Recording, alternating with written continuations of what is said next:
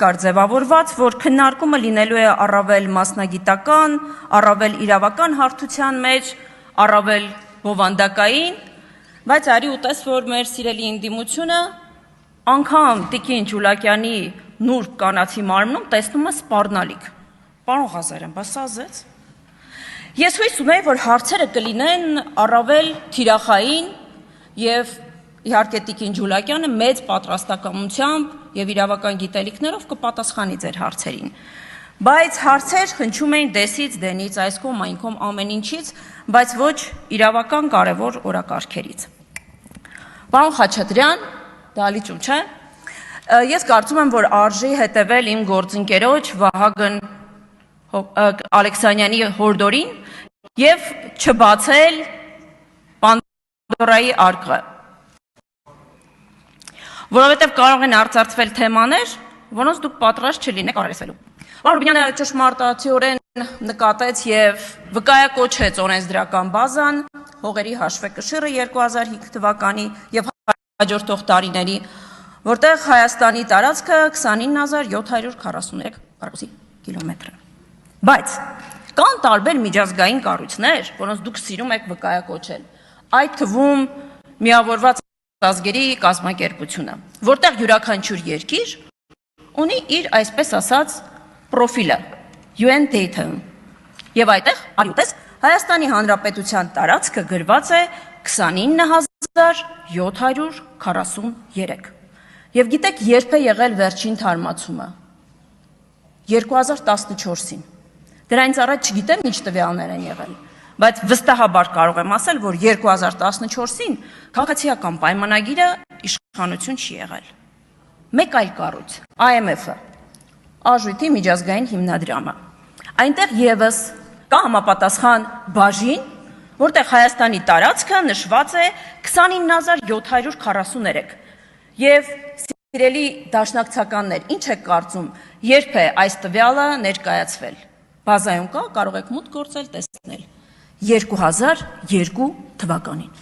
Իսկ կներեք, ով էր այդ ժամանակ նախագահը։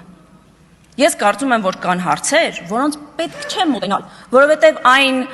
վարկածը, որ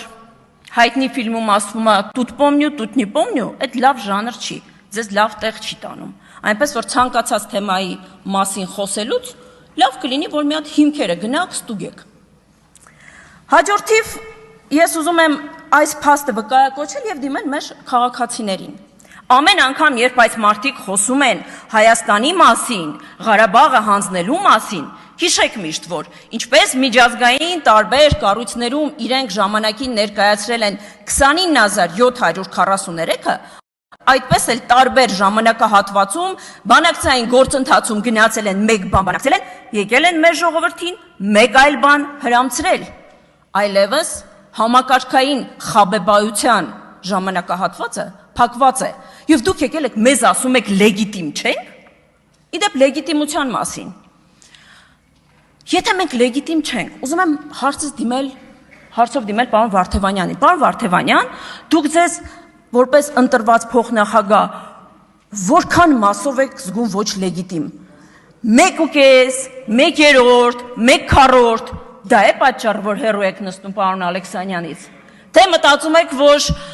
եթե մոտ նստեք, կարող է միգրացիա լինել, քաղաքացիական պայմանագիր, ես որպես վարչության անդամ ասում եմ, որ հույս չունենաք։ Եվ բնականաբար, չէ, գիտեք ինչ կա, Աղվան Վարդանյանի անվան կամուրջը Հայաստանից ուժեղ Հայաստան, դա մեր դեպքում չի գործում, հույսներդ կտրեք։ Եվ ամեն բանում, երբ որ ընդդիմությունը գալիս է եւ ասում է Ալիևյան սահմանադրությունը, Ալիևյան օրակարգը, հարգելիներ, պետք չի ամեն ինչում փնտրել Ադրբեջանի հետքը։ Իրապես պետք չի մութ սենյակում փնտրել սև կատու, հատկապես եթե այն այնտեղ չկա։ Պետք չի։ Նույնը անում է ուժեղ Հայաստանը։ Ամեն ելույթի ընթացքում վկայակոչում է հարևան Ադրբեջանի ղեկավարությանը, հոգևոր առաջնորդին։ Ես գիտեք մի բան եմ ուզում հասկանալ։ Իրականում ադրբեջանական թեզերը բերել Հայաստանի դաշտ, դա լավ ժանր չէ։ Պարոն Կարապետյան,